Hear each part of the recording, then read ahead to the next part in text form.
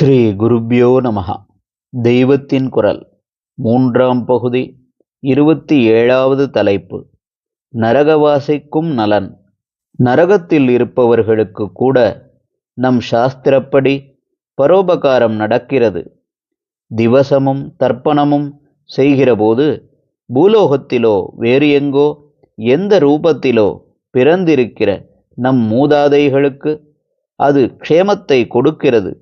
இங்கே நாம் கொடுக்கிற எள், தண்ணீர், பிண்டம் முதலானவைகளை பித்ருதேவதைகள் நம் மூதாதைகள் எந்த ரூபத்தில் எங்கே பிறந்திருந்தாலும் அதற்கேற்ற ஆகாரமாக மாற்றி அங்கே கிடைக்கச் செய்து விடுவார்கள்.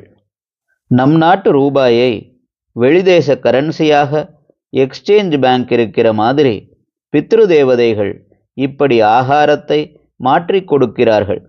இந்த தேசாச்சாரம் ஜனங்களின் இரத்தத்தில் அடியோடு வற்றி போய்விடாததால் இன்னமும் அநேகமாக எல்லாரும் ரொம்ப சுருக்கமாகவாவது பித்ரு காரியங்கள், திவசம், தர்ப்பணம் முதலியவற்றை செய்து வருகிறார்கள்.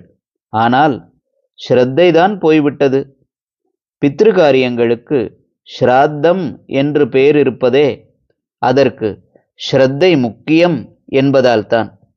ஸ்ரத்தை இருந்தால் இப்படி சுருக்கமாகவும் குறுக்கியும் ஸ்ராத்த காலம் தப்பியும் பண்ணுவது போலில்லாமல் யதோக்தமாக புஷ்களமாக நடக்கும். பலனும் பிரத்யக்ஷமாக தெரியும். என்ன பலன் என்றால் சொல்கிறேன். இப்போது பெரும்பாலோர் ஏதோ ஒப்புக்குத்தான் பித்ரு காரியங்கள் பண்ணுகிறார்கள். பாக்கி இருப்பவர்களோ மேலும் துணிந்து சூப்பர்ஸ்டிஷன் என்றே இவற்றை அடியோடு நிறுத்தியிருக்கிறார்கள். இதன் விபரீத பலன் எனக்குத்தான் தெரியும். அநேக வீடுகளில் சித்தப்பிரமம், அபஸ்மாரம், காக்காய் வலிப்பு, இன்னும் போன தலைமுறைகளில் கேள்வியே படாத அநேக இரத்த வியாதிகள், நர்வஸ் டிசீஸ்களுடன் அநேகர் அவஸ்தைப்பட்டு கொண்டு ஜோசியர், ஆரூடக்காரர், மாந்திரிகர் எல்லாரிடமும் போய்விட்டு என்னிடம் வருகிறார்களே. இந்த கஷ்டங்களுக்கு பெரும்பாலும் காரணம் பித்ரு காரியங்களை விட்டுவிட்டதுதான். மாதா பிதாக்கள் உயிருடன் இருக்கும்போது செய்வது மக்களை காக்கும் என்றால், இன்னொரு பக்கம் மாதா பிதாக்கள் உயிர் போனபின் அவர்களுக்காக மக்கள் செய்யாதது மக்களை தாக்கும் என்று புரிந்து கொள்ள வேண்டும். அப்பாவும் அம்மாவும் மற்ற வம்ச முதல்வர்களும் எங்கேயாவது கோபித்து கொண்டு சபிப்பார்களா என்று கேட்கக்கூடாது. பித்ருக்கள் சபிக்காமல் இருக்கலாம்.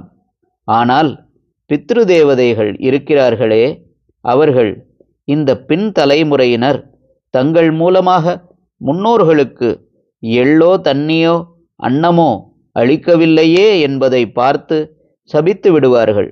ஆனபடியால் நாமும் நம் பின் சந்ததியும் நன்றாயிருக்கவே முன் தலைமுறையினருக்கு திவச தர்ப்பணாதிகள் பண்ணத்தான் வேண்டும். அதாவது இங்கே பரோபகாரத்தோடு ஸ்வய உபகாரமும் சேருகிறது. செத்துப்போன உடனேயே எல்லாரும் மறுபடியும் இந்த பூலோகத்திலேயே பிறந்து விடுவதில்லை. நன்றாக வேலை செய்தால் இன்கிரிமெண்ட் மட்டுமல்லாமல் போனஸும் தருகிறார்கள் அல்லவா? ரொம்ப நன்றாக செய்தாலோ ப்ரமோஷனே கொடுத்து மேலே தூக்கி விடுகிறார்கள். வேலையில் தப்பு பண்ணினால் இன்கிரிமெண்ட்டை நிறுத்தி விடுகிறார்கள். பெனால்டி, அபராதம் விதிக்கிறார்கள். ரொம்ப மோசமாக பண்ணினால் கீழே வேலைக்கே தள்ளி விடுகிறார்கள். இதேபோல் புண்ணியம் பண்ணினவர்களுக்கு இன்கிரிமெண்ட் மாதிரி இந்த பூலோகத்திலே சௌக்கியமான இன்னொரு ஜென்மா கிடைப்பதற்கு முன்னாடி ஒரு போனஸ் கிடைக்கிறது. ஸ்வர்க்கவாசம்தான் இந்த போனஸ். ரொம்ப புண்ணியம் பண்ணியிருந்தால் ஸ்வர்கலோகத்துக்கே நிரந்தரமான ப்ரமோஷன். இப்படியே பாபம் பண்ணினவர்கள் முதலில் பெனால்ட்டியாக நரகலோகத்தில் வசிக்க வேண்டும். அப்புறம் இன்கிரிமெண்ட் இல்லாத மாதிரி பூலோகத்தில் கஷ்டத்திலே பிறக்க வேண்டும்.